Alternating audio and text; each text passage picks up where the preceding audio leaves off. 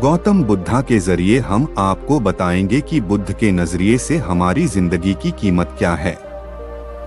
हम में से बहुत से लोग अपनी जिंदगी की वैल्यू नहीं समझते और अपने जीवन को ऐसी चीजों में बर्बाद कर देते हैं जिनसे हमारा नुकसान ही होता है। कुछ लोग अपनी जिंदगी शराब के पीछे बर्बाद कर देते हैं, तो कुछ लड़कियों के चक्कर में और कुछ अपनी सारी जिंदगी पैसा पैसा करके बर्बाद कर देते हैं। आज की इस बुद्धा के जरिए आप जानेंगे कि हमारी जिंदगी कीमती है और हमें अपनी इस कीमती जिंदगी को किस तरह जीना चाहिए। एक बार की बात है, गौतम बुद्ध अपने शिष्यों को जिंदगी से जुड़ी अच्छी बुरी चीजों का ज्ञान दे रहे थे। सभी शिष्य उनकी बातों को बहुत ध्यान से सुन रहे थे। उन सभी में एक शिष्य ऐसा था जिसे प्रश्न पूछने की बहुत आदत थी। वो उठकर गौतम बुद्ध के पास गया और उनसे बोला, आप हमें जिंदगी के बारे में जो कुछ सिखा रहे हैं उस सब का क्या फायदा, क्योंकि हम में से बहुत से बच्चों को ये भी नहीं पता कि हमारे जीवन का मूल्य क्या है और ये जीवन हमारे लिए कितना कीमती है। पहले आप हमें ये बताइए कि इस जीवन का मूल्य क्या है। अपने शिष्य की बात सुनकर गौतम बुद्ध अपने कक्ष में गए और एक चमकता हुआ पत्थर का टुकड़ा लेकर आए। वो टुकड़ा उन्होंने अपने शिष्य को दिया और बोले, मैं तुम्हें इस जीवन का मूल्य तब बताऊंगा जब तुम इस पत्थर का सही मूल्य पता लगाकर आओगे। साथ ही ये ध्यान रखना कि तुम्हें ये पत्थर का टुकड़ा किसी को बेचना नहीं है। गौतम बुद्ध की बात मानकर वो शिष्य बाजार की तरफ चला गया। बाजार में सबसे पहले उसकी नजर एक फल बेचने वाले पर पड़ी और उसने वो पत्थर उस फल वाले को दिखाया और बोला, इस पत्थर के बदले आप मुझे कितने फल दे सकते हो। फल वाला बोला, ये पत्थर कुछ खास तो नहीं है, लेकिन फिर भी इसके बदले में तुम्हें 10 केले दे सकता हूँ। वो शिष्य उस पत्थर को लेकर आगे चला गया। फिर उसे एक सब्जी वाला मिला।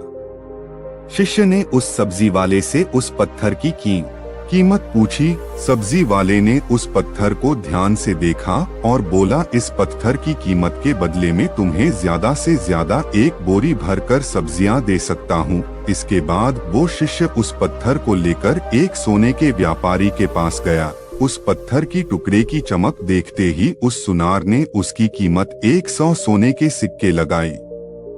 शिष्य ने वो टुकड़ा बेचने से मना किया तो वो सुनार उसके बदले 200 सोने के सिक्के देने को भी राजी हो गया, लेकिन शिष्य ने वो पत्थर नहीं बेचा। इसके बाद वो शिष्य एक हीरों के व्यापारी के पास गया और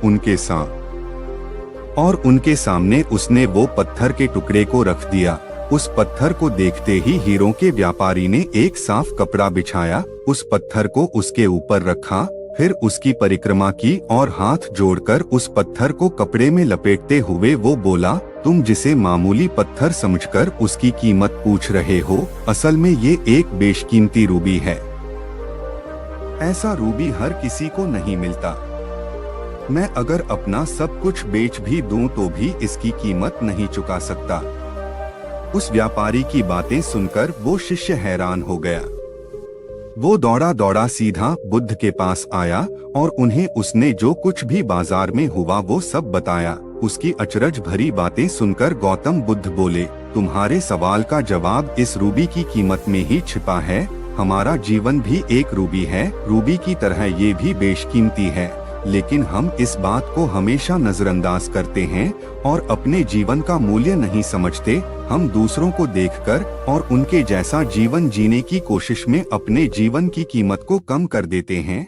हम ये सोचते हैं कि हमारी जिंदगी की कीमत वही है जो दूसरे हमें बताते हैं, लेकिन ये बात हमेशा ध्यान रखना कि सामने वाला अपनी हैसियत, बुद्धि और अपनी समझ के हिसाब से तुम्हारी कीमत लगाता है। जिंदगी सिर्फ एक बार मिलती है, इसलिए इसको बर्बाद ना करें। अपनी जिंदगी को उतना ही कीमती समझें जितना कीमती आप अपने बैंक में रखे रुपयों को समझते हैं। आज के समय में लोग अपनी जिंदगी से ज्यादा कीमती प्यार, पैसों और दिखावे से भरी चीजों को समझते हैं। प्यार के चक्कर में लोग सुसाइड कर लेते हैं। पैसों के चक्कर में ऐसा काम करने लग जाते हैं जिससे उनकी जिंदगी बर्बाद हो जाती है। नाम कमाने के चक्कर में उल्टे सीधे काम करने लग जाते हैं। हमेशा याद रखें कि दिखावा करना जरूरी नहीं है। प्यार दोबारा मिल सकता है, पैसा फिर कमाया जा सकता है, लेकिन जिंदगी को फिर से पाया नहीं जा सकता। इसलिए अपनी इस बेशकीमती जिंदगी को अच्छे से जिएं। हर पल का आनंद ले। कभी ये ना सोचें कि आप इस दुनिया में किसी काम के नहीं है, ना कभी ये सोचें कि आपकी जिंदगी व्यर्थ है। आपके होने या ना होने से कुछ फर्क नहीं पड़ता। जब भी ऐसे नेगेटिव विचार आपके मन में आए तो खुद को बस ये याद दिलाएं कि जीवन एक रूबी है और ये बेशकीमती है।